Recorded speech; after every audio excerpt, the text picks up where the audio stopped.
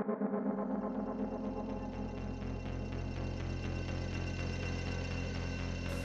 वालेकुम नाज़रीन, शामी रोहानी टीवी के साथ आपका एस्ट्रोलॉजर एम ए शामी आपकी खिदमत में हाज़िर है। नाज़रीन, आज हम बुर्ज सोर के बारे में बताएंगे कि बुर्ज सोर का सालाना साल 2020 कैसा गुजरेगा। वैसे तो ये तो वीडियोस मुझे पहले बनानी चाहिए थी, लेकिन कुछ ज़ाती मसरूफियत की वजह से ऐसा काम नहीं हो सका और उसकी तफसीलात हमने जंतरी में लिख दी हैं, जो कि PDF की शक्ल में नीचे लिंक में मौजूद है, उसको आप डाउनलोड कर सकते हैं। बहरहाल साल 2000 बुर्ज सोर वालों के लिए कैसा गुजरेगा उसकी तफसीलात स्टेप बाय स्टेप मैंने बोर्ड पे लिख दी हैं। स्ट्रैचे की इंटरप्रिटेशन किस तरह पढ़नी है, किस तरह इसको रीड करना है, किस तरह अपने हालात और इवेंट्स को जान सकते हैं, ये सारी तफसीलात इस वीडियो में निकलेंगी। और क्लास में जो मौजूद तालिब इल्म हैं वो भी मुझसे सवाल कर सकते हैं। और बराए मेहरबानी हमारे चैनल को सब्सक्राइब कर दीजिएगा और बेल के बटन को क्लिक कर दीजिएगा ताकि हम आपको लेटेस्ट वीडियो दे सकें। शुक्रिया। बुर्ज सोर, बुर्ज सोर वालों का हाकम सियारा सियारा ज़ोहरा होता है, ठीक है। और उनका नाम का जो बुनियादी हर्फ होता है, सर हरूफ होता है, बे और वाव होता है। अंसर इनका खाक है, निशान इनका भैंसा बुल जिसे कहते हैं। और मुस्बत खवास में क्या हैं, रोमानी होते हैं, यानी कि खूबसूरती को पसंद करते हैं। इसके अलावा केयरफुल, गर्म जोश और सेल्फ़ रिस्पेक्ट करने वाले होते हैं। मनफी खवास में क्या होते हैं कि बाज़ औक़ात फिक्स्ड होते हैं और सेल्फिश भी होते हैं। किसी चीज़ में अगर किसी चीज़ पर सुई अड़ गई तो फिर उनको चेंज करना मुश्किल हो जाता है। इसी तरह ये आपके बाज़ मामलात में सुस्ती का मुज़ाहरा भी करते हैं। वैसे मेरी क्लास में मुझे कोई टॉरस वाला तो है नहीं, मेरा ख्याल है।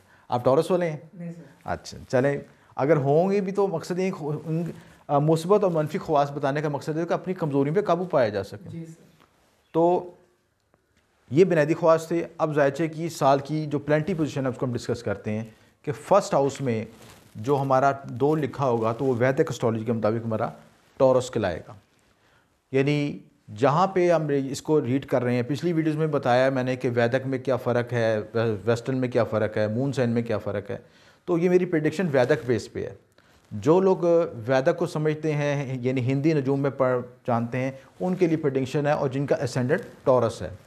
और जो क्योंकि वेस्टर्न में फ़र्क हो जाता है और वैदिक में फ़र्क होता है, इसलिए लोग कंफ्यूज हो जाते हैं। तो इसलिए वीडियो शुरू करने से पहले ये मैं रिकमेंड ज़रूर कर रहा हूँ कि इसको देख लें। जहाँ पे 2 लिखा होगा तो वो उन लोगों के लिए टॉरस है, वो लोग टॉरस कहलाते हैं। अच्छा, उस साल की पोजीशन ऐसी है कि ज़ायचे की जो प्लेंटी पोजीशन ये है कि ज़ोहल जो है 24 जनवरी को बुर्ज जदी में आएगा और आपके बागे घर में आएगा। मुश्तरी जो है साल के आगाज़ में अलू में 8वें घर बैठा हुआ है और 28 मार्च को ये बागे घर में आएगा।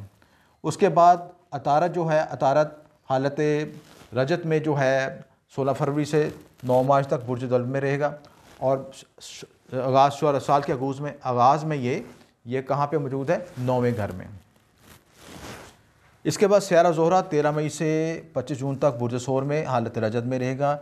राहु केतु की पोजीशन 24 सितंबर को अपनी पोजीशन तब्दील करेंगे।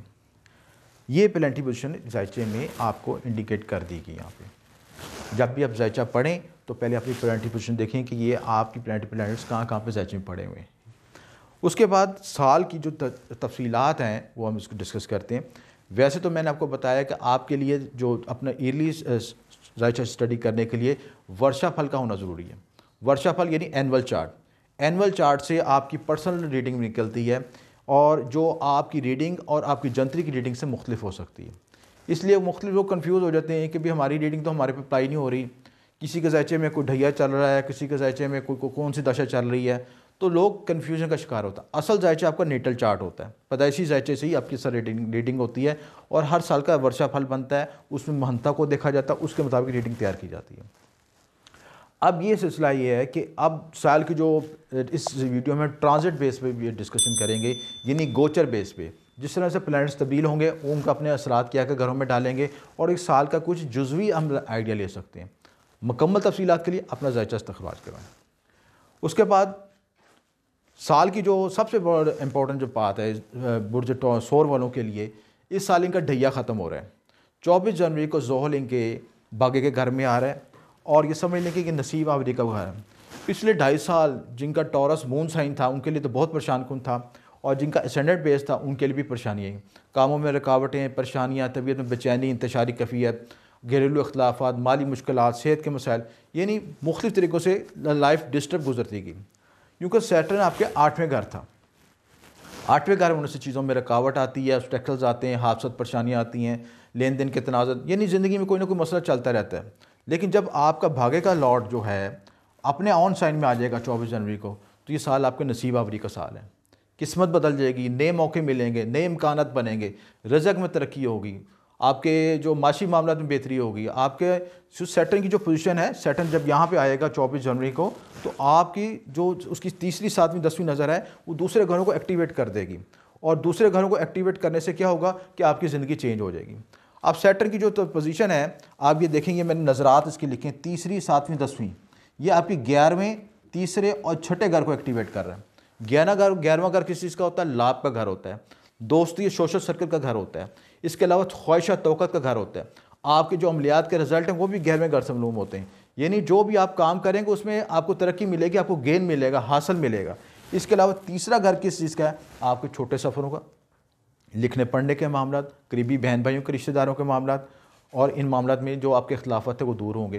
कम्युनिकेशन गैप दूर होगा, आप लोगों से अच्छी तरह कम्युनिकेट कर सकेंगे, लोग आपको समझ सकेंगे, आप लोगों को समझ सकेंगे, और आपके जो काम रुके हुए थे वो चल पड़ेंगे।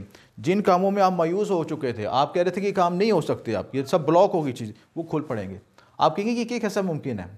वजह ये है कि जब भागे का घर नसीब खुल गया, कहते हैं किसी का नसीब खुल गया तो सब कुछ खुल गया, सब कुछ के मामले क्लियर हो गए। आपकी शक्ल कैसी है, आपकी तलीम कैसी है, कि आपका मामला क्या, नसीब से आगे कोई जंग नहीं है। तो नसीब खुल गया तो आपका सब कुछ क्लियर हो गया, आपका मामला। तो ये आपका सैटर्न 2.5 साल यहाँ पे रहना है। जिनके ज़ायचे में, पैदाइशी ज़ायचे में सैटर्न की पोजीशन अच्छी है, ये, और सैटर्न आपका योग कारक भी है, और योग कारक जब 9वें घर में आएगा तो आपकी किस्मत बदल देगा। और 11वां घर एक्टिवेट हो जाएगा, तीसरा घर एक्टिवेट हो जाएगा, छठा घर एक्टिवेट हो जाएगा।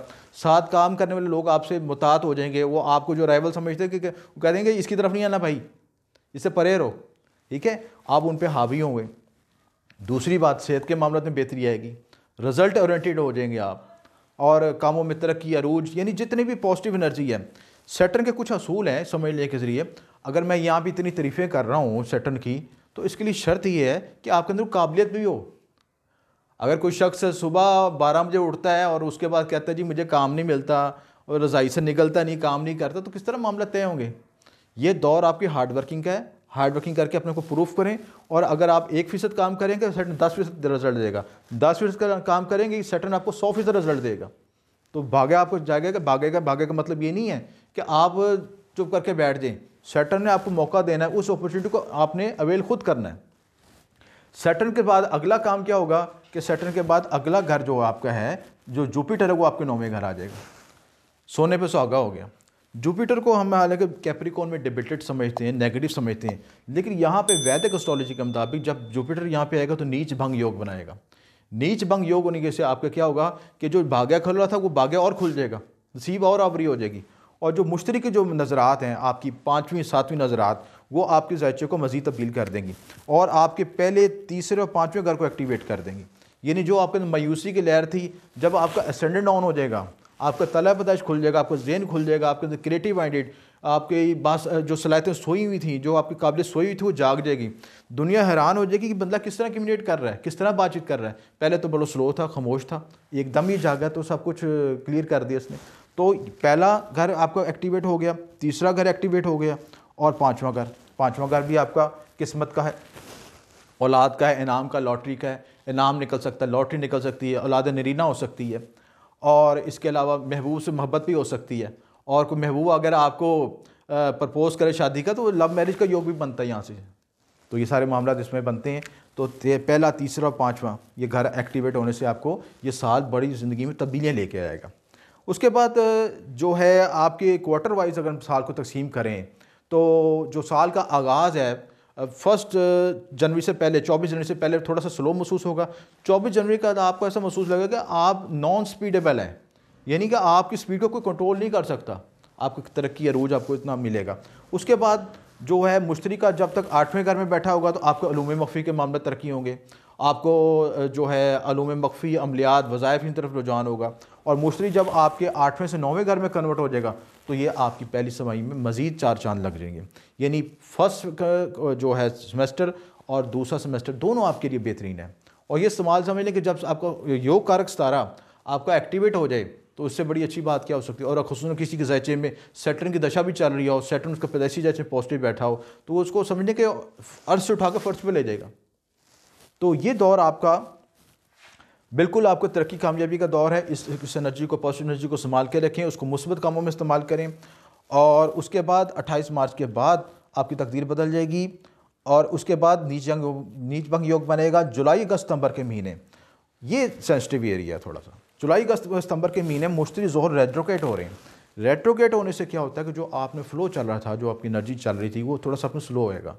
थोड़ा सा इस वक्त आपको लोगों से रिलेशनशिप में क्लैश भी पैदा हो सकते हैं, एक्सपेंस बढ़ सकते हैं आपके इसके अलावा किसी पे आपको लोग डॉज भी कर सकते हैं। उधार ना दें किसी को, लेन देन के तनाज़त ना हुए, मार्केट में मुतात रहें, स्टॉक मार्केट में मुतात रहें। किसी तरह का भी कोई आपको कोई शख्स डे ड्रीमिंग कराएगा, मैं ये कर दूंगा, उसके जान से में नहीं आना। ये दौर आपको मुतात रवी का ज़र करता है। मुश्तरी के बाद जब ये 3 महीने गुजर जाएंगे, थोड़ा सा आप मुश्तरी दोबारा अपने ऑन साइंस को चेंज भी करेगा और उसके बाद अगले घरों में कन्वर्ट होगा। तो ये 3 महीने गुजारने के बाद चौथे क्वार्टर में 4 अक्टूबर, जो अक्टूबर, नवंबर, दिसंबर, आपकी जो है राहु केतु की पोजीशन भी चेंज हो रही है। राहु केतु के लिए भी साल के आखिरी समय मुतात रवी को ज़ाहिर करती। जिनके ज़ायचे में राहु केतु जो है नेगेटिव है, उनके लिए खुसूसी कॉन्शियस रहने की ज़रूरत है। और जो इनके ज़ायचे में अच्छा है तो उनके लिए राहु केतु फिर मुस्बत घरों में जा रहे हैं। टॉरस में आ रहा है, आपके एसेंडेंट में आएगा। एसेंडेंट में बाज़ औक़ात आने से ये भी देखा कि इसकी तबीयत में बेचैनी भी आती है, इंतशारी कैफियत भी आती है और बाज़ औक़ात इंसान को एक नेगेटिव एनर्जी का भी एहसास होता है, खुसूसन जिनके ज़ायचे में राहु केतु नेगेटिव हों। लेकिन जहाँ पॉजिटिव होगा उनके मामलात में बेहतरी कर देगा और राहु केतु की भी पॉजिटिव नज़रात आपके ज़ायचे को मज़ीद बदल देंगी सिलसिला। तो मजमूई तौर पर ये साल आपका पॉजिटिव एनर्जी का है, आपकी तरक्की कामयाबी का साल है, आगे बढ़ने का साल है।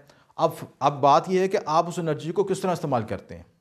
अगर आप समझते हैं कि सब कुछ छप्पड़ मार के फाड़ के मिल जाएगा, वो मुमकिन नहीं है। कुदरत आपको मौके देगी, इम्कानात देगी, रिज़ल्ट देगी, आपको फ़ायदा उठाना आपका काम है। और ये जो डेटें आपको बताई हैं ये शामिर रूहानी जंतरी में भी दी गई हैं। इसके अलावा जो है वीडियो में भी मेंशन कर दी हैं हालत रजत, हालत मुस्तकीम की। इसके अलावा जंतरी में चांद ग्रहण, सूरज ग्रहण की डेटें भी हैं, उन डेटों को भी मेंशन किया गया। उन डेटों के मुताबिक अपना लाइफ अमल तय करें, अपनी प्लानिंग करें लाइफ की। तो ये साल आपको तरक्की अरूज का साल है। कोई सवाल पूछना चाहते हैं तो पूछ सकते हैं। सदक़े के बारे में आपने लिखा हुआ है, आज जी मैं बताता हूँ। देखिए, सदका वैसे रद्द बला रद्द नहूसत है, ठीक है। और इस साल के जो सदक़ात हैं उसमें आप सफ़ेद कपड़ा, चांदी के टुकड़े, चीनी, बर्फ़ी, सफ़ेद पुखराज यानी जौहरात का सदक़ात भी कर सकते हैं। सफ़ेद किसी गरीब बेवा को, बेटी को उसके शादी में आपको ज़ेवरात का सदका कर सकते हैं। सफ़ेद चांदी के ज़ेवरात का सदका कर सकते हैं। सफ़ेद चांदी का जो पतरा है उसको अच्छी तरह चमका के सर से वार के बहते पानी में सदका कर सकते हैं। ये भी ज़ोहरा का बड़ा अच्छा सदका है। और इसके अलावा सबसे बड़ा सदका ये होता है, एक मैं अहम बात बताने लगा हूँ कि जिन लोगों से मंसूबात होते हैं, मसलन ज़ोहरा का तल्लुक़ किससे होता है? औरत से। आपके घर में जितनी भी बहन, बेटी, बीवी, जितने भी फीमेल्स हैं उनके साथ रिलेशनशिप अच्छा कर लें। किसी शख्स के ज़ायचे में बहुत बड़ी रेमेडी बताने लगा हूँ। किसी शख्स के ज़ायचे में अगर ज़ोहरा वीक है और वो ब्लेसिंग चाहता है ज़ोहरा की, अगर तरक्की रूह चाहता है, तो अपने बेटी, बहन, बीवी की इज़्ज़त शुरू कर दे, उनकी ख्वाहिशात उनको पूरे करें, उनके जो है उनसे लविंग इख्तियार करें, उनसे उसको ब्लेसिंग मिलेगी।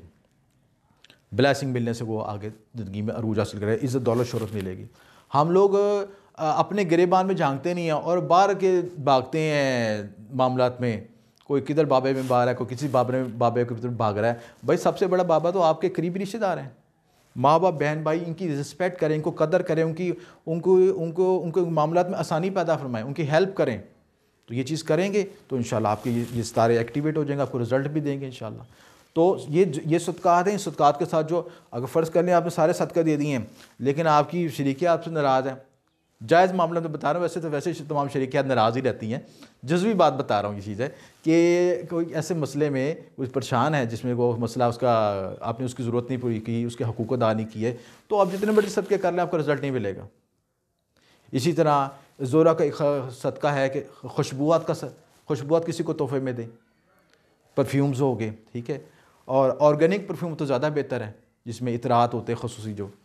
और इसके अलावा जो सफ़ेद जौहरात और ज़ोहरा जो विरद ख़ास क्या है, या काफ़ी या गनियों, ये विरद पढ़ लें 600 मरतबा। इसके अलावा या अल्लाह या मनान या शफ़ी ये विरद भी लगता है, ये भी 600 मरतबा पढ़ लें।